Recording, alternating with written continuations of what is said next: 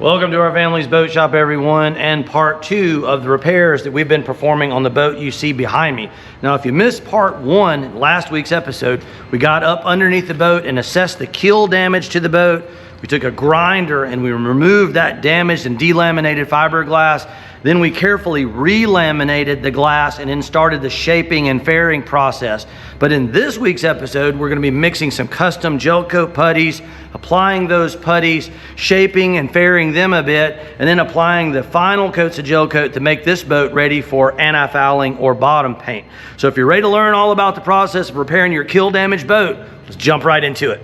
So last night we got all the sanding and grinding done on our repair job, and I've taken the liberties of going ahead and mixing up some thickened gel coat paste or putty today. I like to use gel coat without wax so that other following layers will bond to it properly, and then mix it with some fumed silica and some milled fibers to make a thickened putty. Now, if you're interested in seeing more about making thickened putties, you can go back in the channel, and we've got over 200 videos discussing all kind of topics, including making custom putties. But it's basically 1 part gel coat by volume, 1 part fumed silica, and 1 part milled fibers is gonna get you in the neighborhood, and that's what we're looking for.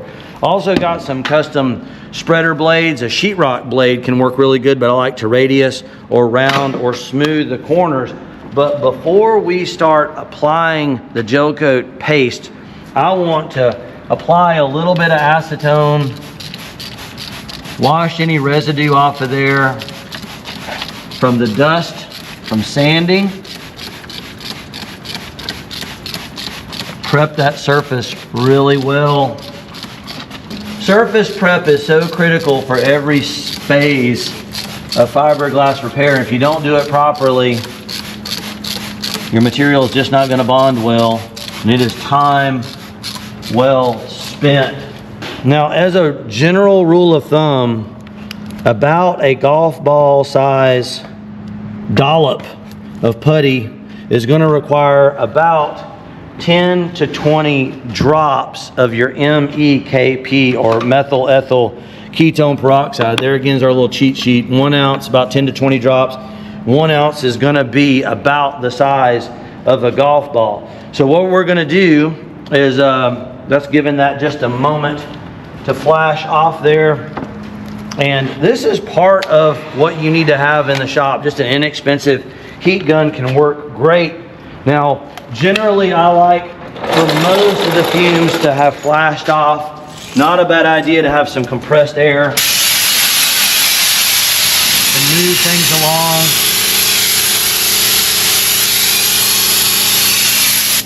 But a lot of times, even after hitting that with some compressed air, if you put some heat on it, you will see the fiberglass. You can see that happening right there. You can see that surface reacting. We're trying to open up all those fibers. We're trying to get a bond while this laminating resin is still active. Now, that's one of the good things about a laminating resin is generally the molecules are going to be active and it's going to be receptive to other materials for up to several days.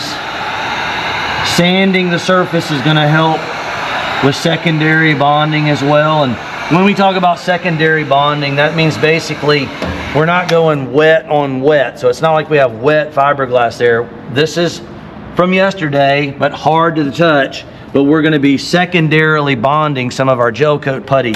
So we got to work there. Now, there is still some chemical activity going on, and polyesters and gel coat are similar enough that they can grab onto each other, and there's some chemical bonding as well.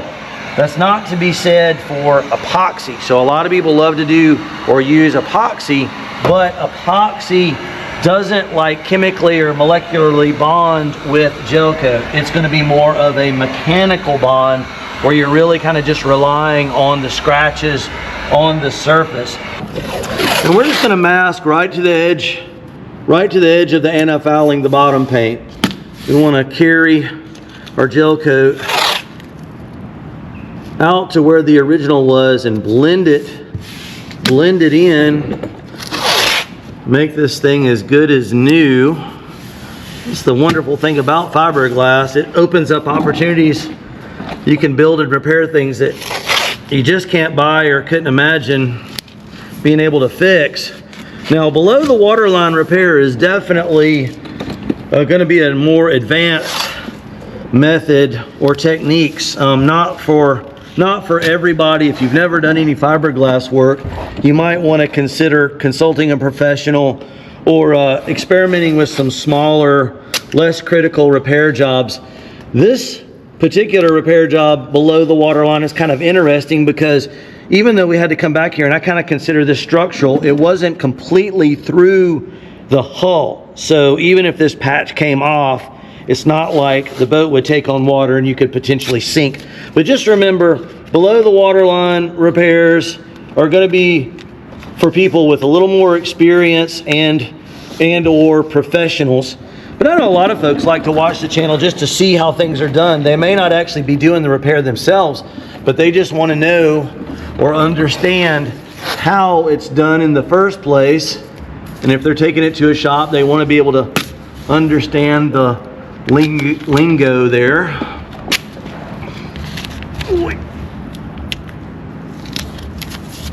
All right, so we've taken about 6 dollops of our mixed putty. Easier a little bit easier sometimes than just having one big giant mass of it. If you need a pretty good volume, you can make 5, 6, 3, 4, however many you need. Going with about 15 to 16 drops per.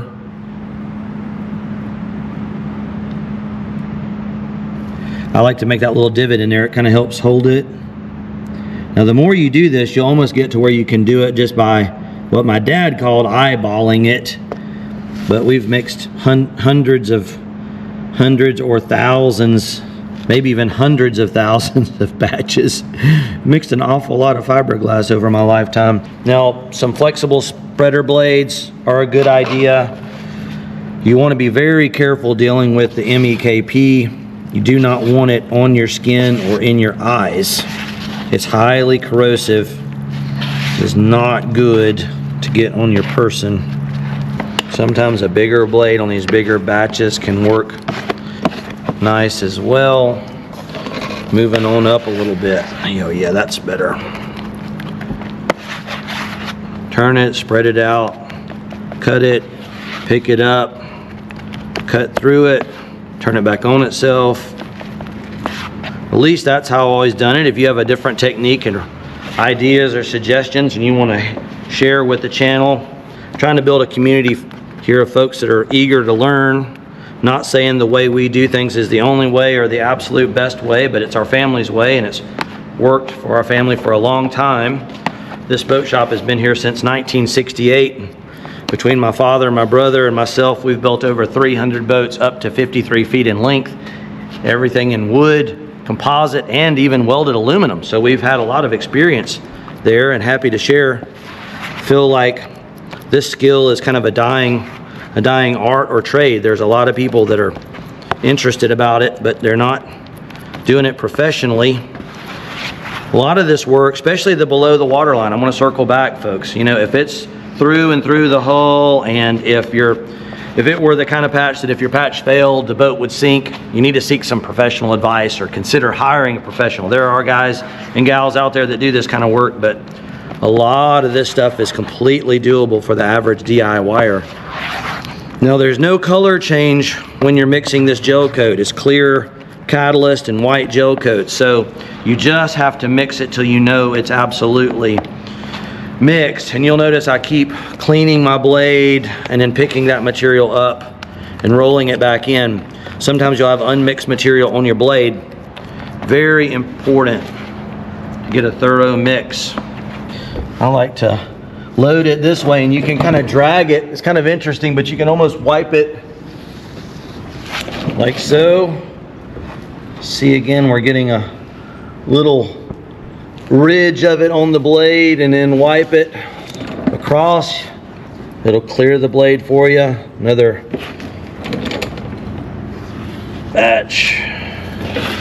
wipe it across. You notice I'm kind of just going right across the middle of the area.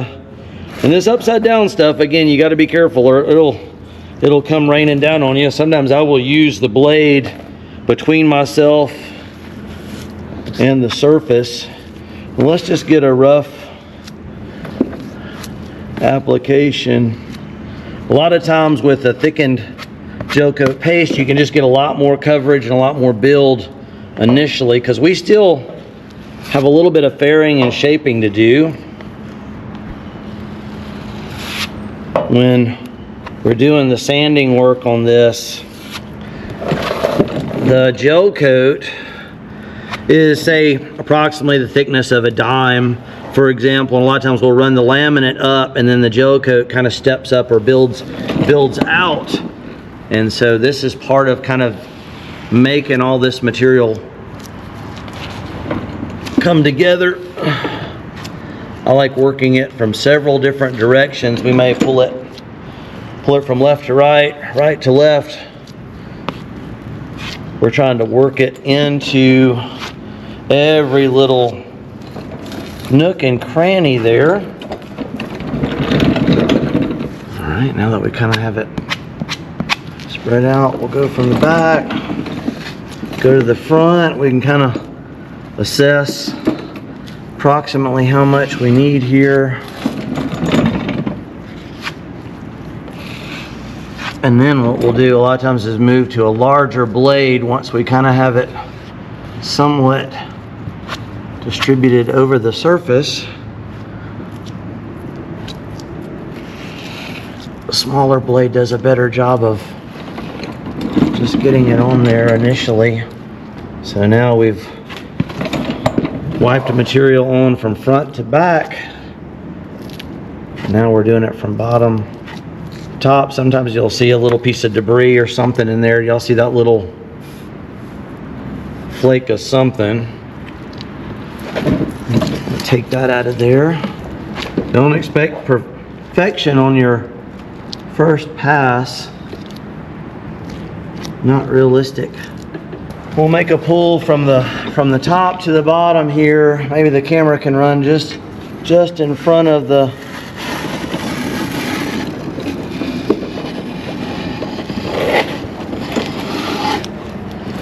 sometimes you got to make a pass one way and make a pass another way. We'll apply a little more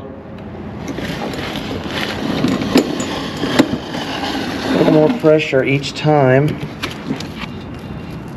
You can apply this thickened gel coat in a thicker pass or a thicker coat because it has the high strength fibers in it. So I'm actually okay with that. I don't expect perfection. We're just trying to get a base fill on there. So we've got things looking pretty good underneath there, but we got a little bit of leftover material that's already actually starting to firm up. And you got to be sure to get your tools clean before the material cures, or else you will definitely have a bear getting that done. A lot of times we'll use one blade to clean the other. I like to keep an acetone bucket handy. It's hard to beat, but get all the heavy stuff off of there, or else it'll clog up all your acetone and really dirty up the solvent. So the more material you can get off your blades before you go to washing it, the better. A lot of times what I'll do is keep a long handled brush, and you can just take some acetone and get it on everything. This is actually old sign board material. We actually used to rent pontoon boats, believe it or not, among other things that we've done in the boat world, and I find that makes an excellent material. You want a non-porous material. Cardboard is no good.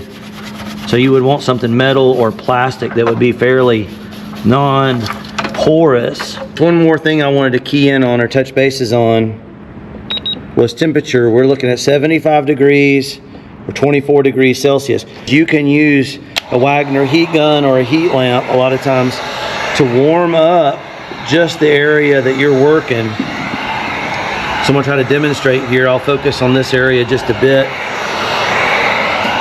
You want to keep moving, and you want to keep 4 or 5 inches or so away from the surface but it's amazing how you can move things along. And being that we grew up in a boat shop, you want a quality job, but you got to move the job along. And I know a lot of you folks, you DIYers at home, you may have a weekend that you're trying to get this job finished, and any little trick that you can employ to get the work done faster, more efficiently, as long as it's still a good job and there's nothing wrong, as long as we're staying within, so that's 31 or 86, so just that quick.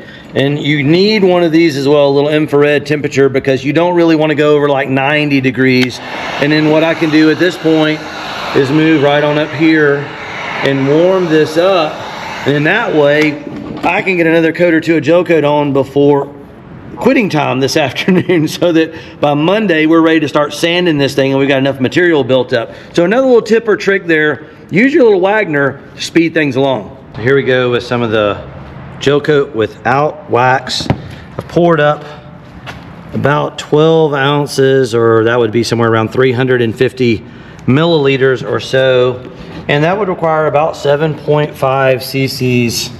You added the 4 ounces and 8 ounces, those two on the high end. So go with a little squeeze cup, we can get right where we need to be. That'll work. Good thorough mix, always at least a minute of mix time, or I would say at least 100 rotations or cycles of moving your stirring stick around. I like to always clear the edges. Remember that 1%, like in the summertime, high temperatures, when you get up around 90, 95 degrees, it would be about the upper end of when you can really work gel coat without it just going off so fast it's hard to manage. And then about 60 degrees on the low end. Although you can employ things again like using the heat gun or the heat lamps. In the summertime you can work in the shade, or you can even add your resin into like a cooler and chill the resin down or the gel coat down a bit. Temperature dictates the percentage of catalyst you use, but good thorough mix, very important, and mix accurately. You don't want to guess at this stuff. If you over catalyze it, it can make your material brittle. If you under catalyze it, it'll be jelly and won't fully cure. All right, here we go. We're going the 2-pot method. Mix in one and transfer to the other. You're less likely to get any uncatalyzed or activated material if you do it that way.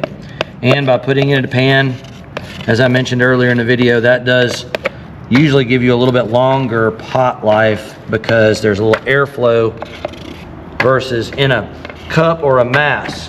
Remember, mixing small batches. Typically we don't ever mix more than about a quart at a time, even when we're really doing a lot of laminating. So smaller batches, put them in a pan. You're gonna get a longer working life there. We'll come back to that in a second. A little trick where we use the tape to pull any excess hairs off the roller. That's just an inexpensive 3/8 snap from Lowe's or Home Depot. We've got everything linked again in our Amazon store. That does help support the channel. A lot of effort, a lot of work to do these videos there, folks. And then your support helps us to keep doing this. I am a family man. I've got wife and kids and mortgage and all that. So as the channel grows, the more of this stuff we can afford or justify to do. So thank you all so much for your support once again. All right, so here we go. We're gonna load that roller nice and even. Always interesting to hear what kind of projects y'all are working on though, and what part of the world you're commenting from. Occasionally I'll get somebody comment, and I've got to look on the map or the globe to see where that is. Where that is. We want to welcome everybody. We're happy to have you. All right. Gel coat, try to position myself so that I'm not directly in the line of fire. And we're just going to put it on with the roller, and the texture is okay because we're going to be rolling and tipping this. So not a problem to have a little bit of roller texture on there. You don't want to go real fast when you're rolling this because it'll sling droplets of gel coat down on you. Be raining gel coat. That's not good. So just nice and easy, real slow, back and forth. Fiberglass is much easier to work when you got gravity on your side, but not impossible. Now here's one of the other tricks again. There are thinners or solvents in your gel coat and resin. Styrene is the solvent that's in there, and when you roll it on, it's exposed to air, and if you get a little bit of airflow over it and then again kind of hit it with the heat gun and kind of help flash some of that material off of there, a lot of times you can get another coat. You can what we call hot coat it or stack it, one coat right behind the other, and that helps you build multiple coats in a shorter period of time. So that should have allowed a little bit. Now you can do that a little bit more, kind of each batch is different, but if you do it too long, your material may start to cure on you, and that would be a bad thing. So it's kind of finding that sweet spot there where you warm up your base material, but your material in the pan is still viable. I'm going to apply another coat, kind of stack it on there. You can see that's quite thick. And then we're going to use a brush to flatten that out, level it. Let us know if you think we're doing a good job. I think I have one of the best cameramen around.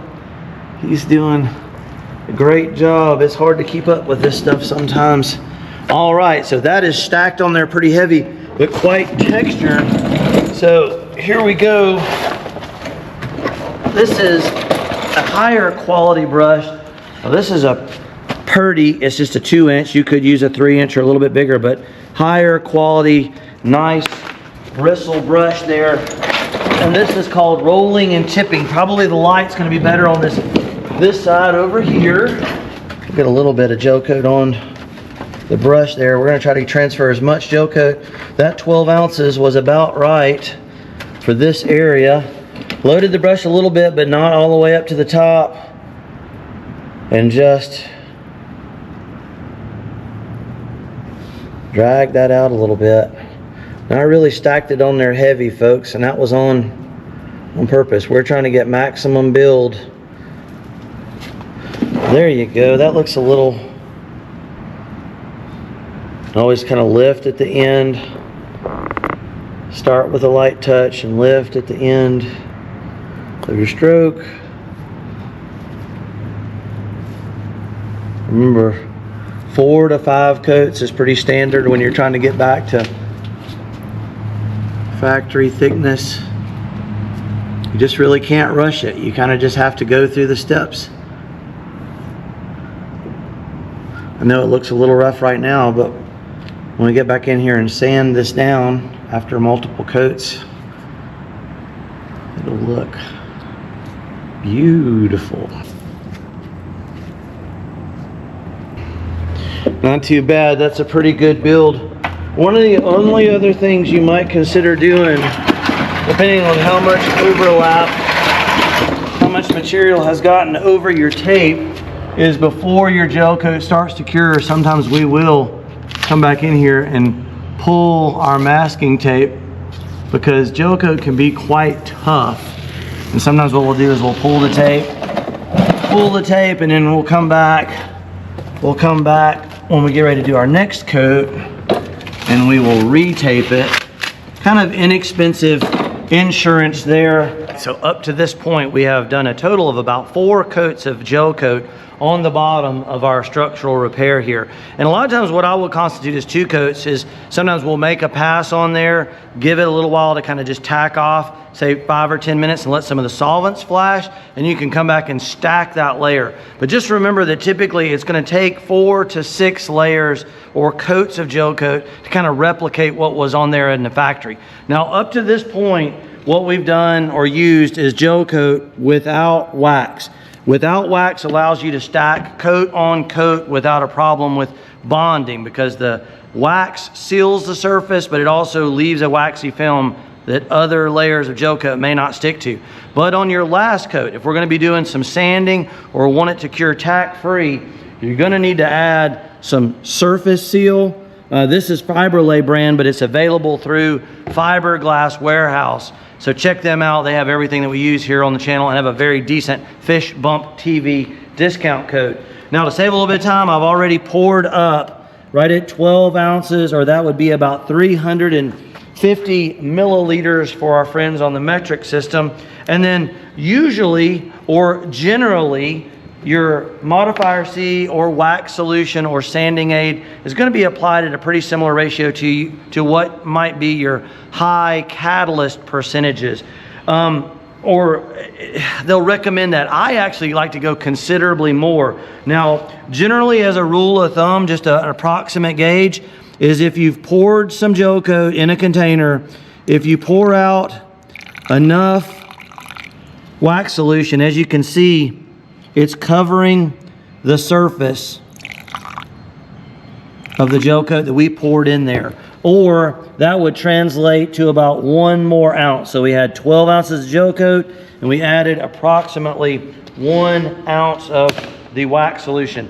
Now that's going to be on the rich side to like what you might hear most people recommend.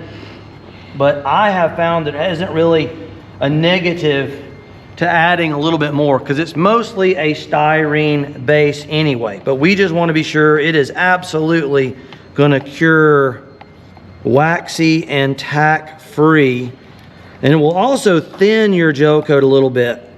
Now, one thing to remember, if the temperatures are colder in your climate, sometimes the wax will actually kind of gel or thicken inside the container, and you may have to put it in front of a heat lamp or something and warm it up, or leave it indoors, because the wax, when it gets cold, congeals and it will not mix properly with your gel coat. Also remember, anytime you're dealing with this stuff, gloves, glasses, good airflow, a good mask is a good idea as well. PPE is very important there, folks.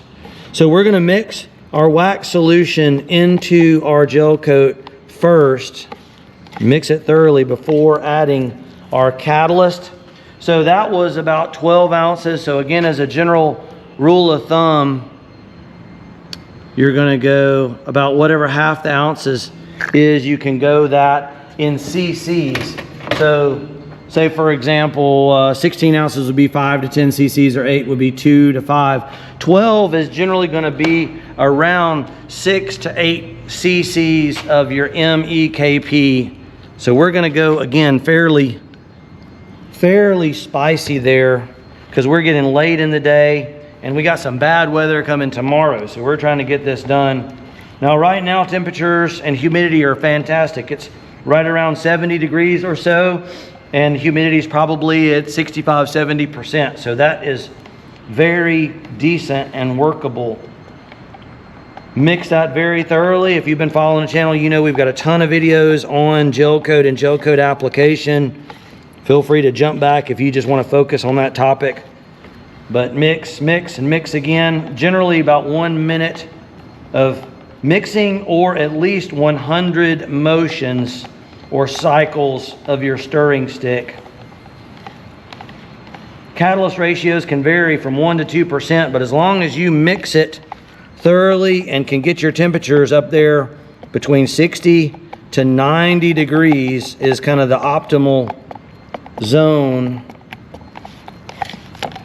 Now a lot of times what I like to do, just for safety's sake, to be sure we don't have any unmixed material, is what we call a 2-pot method. So we're going to go from 1 cup to another cup, and that minimizes the chances of there being any unactivated gel coat. That's a Putty. I believe that's a 2.5 inch brush, a little bit higher quality. We're just going to brush this coat on this last coat, because I do not want to risk getting any roller hairs. I want a really nice, clean, and good application. So you can see we've already got 4 coats of gel coat on there that's been brushed on. You don't need perfection on this bottom paint that we're doing here, because we're going to be lightly sanding it, or my client is actually going to be lightly sanding it. Fairly tricky to apply gel coat overhead or upside down, so just take your time. And generally, you can get away with getting one coat on and giving it 5 or 10 minutes to kind of flash a little and then stack another coat on there. It's kind of what I call hot coating it. Tell people working with fiberglass is a lot like if you like to cook or ever watched anybody doing baking. Baking requires precision. You got to get your percentages and your ratios correct or it won't go off, and that's kind of how fiberglass is. It's not that it's rocket science, but you do need to get your ratios and percentages accurate. We're going to brush right up to the tape this time.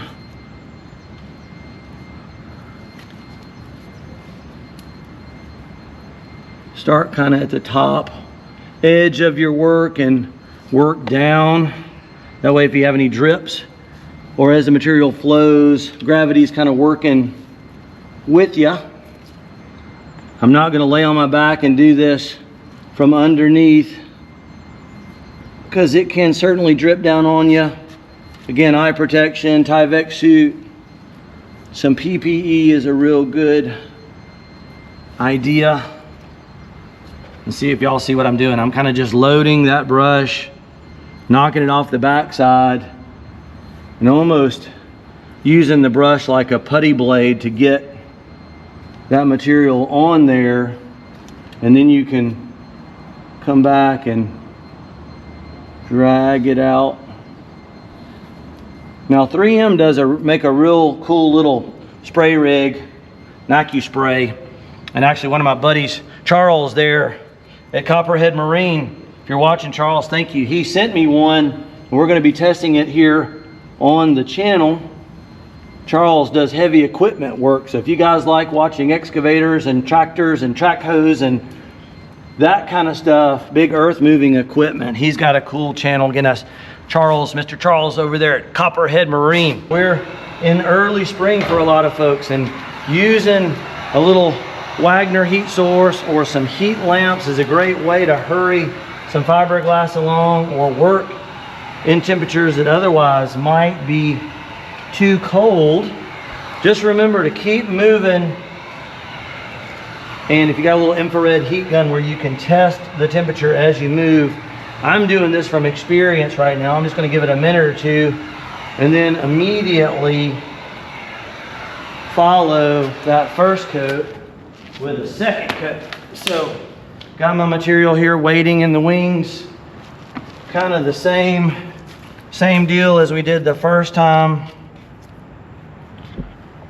Load that brush up, just get some material on there, and then kind of come back and just blend it. And again, that's what I call a hot coat. You can stack 2 layers, or it's like stacking 2 coats at once. And the wax that's in this material will absolutely float through the first layer up through the second coat. And it's one way to expedite things, because growing up in a boat shop or doing this professionally, these repair jobs, you want them to be done correctly, but if you can expedite things a little bit, you can see how that is stacking on there just that quick and that good. It's time to start pulling some masking tape.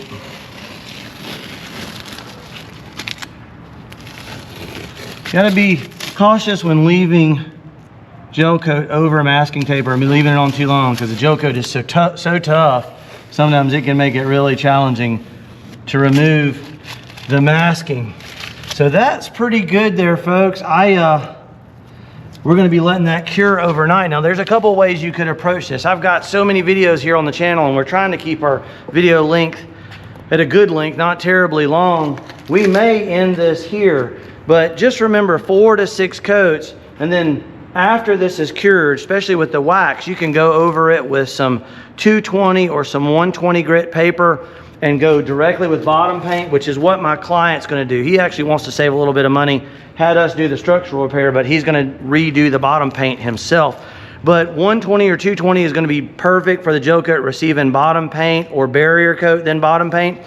And or if you were doing this and you wanted it to be highly polished and finished, we've got other videos. Matter of fact, we've got over 200 videos here on the channel detailing all kinds of fiberglass and repair work. And we've got several that deal specifically with wet sanding, buffing, and polishing to bring your gel coat to a shine. So hopefully this was informative and you guys learned a bunch. If you did, please remember to give us that thumbs up, like, share, comment, tell a friend. Help us grow the channel so we can do more of these kind of videos for you folks at home.